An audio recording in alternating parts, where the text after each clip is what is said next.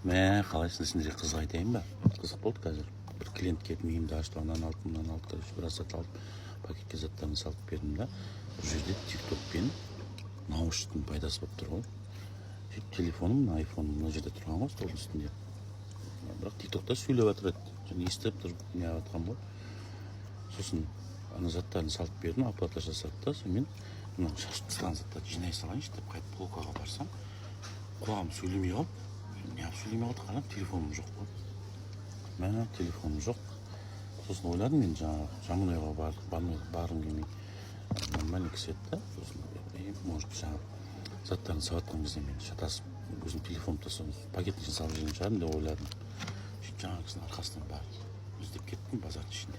Тауып алдым, бардым да. Тәте, менің телефонымыз еще жақындаған кезде қосылды ғой қайтадан телефон. Бірақ тикток сөйлемейді да, уже наушник кетіп қосылады ғой. Сосын тәте, мен шатасып заттардың ішіне телефонымды салып жібердім ғой, көрейінші дедім. Екі пакет еді. Пакеттің ішін аштым, жоқ қой короче телефон. Бірақ наушник подключить етіп тұр. Кейін тәте, может шатасып өзіңіз сумкаңызда түсіп кеткен жоқ па, көре салыңыз сумкаңыздың ішін дедім. Сумканың ішін көріп жатыр ғой, ақтарып жатыр да, өзінің сумкасы жоқ телефон, бірақ подключение болып тұр. Сосын екінші телефон бар қолда. Сосын мен звондадым. Еще мен телефоным басқа не ғой, анау безу қойып қоятын әдетім бар емес па. Сөйтсем жаңағы телефон зылдап жатыр ғой, телефон сумканың ішінде дырылдады. Жаңағы біз соның сумканың ішінде таппадық ол сумка, бірақ дыңылдап жатыр ғой, вибрация ұрып жатыр.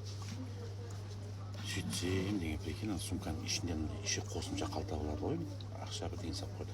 Соның ішіне салып, заманын жауып қойған ғой, қызасын ба, дап-дандай кісі.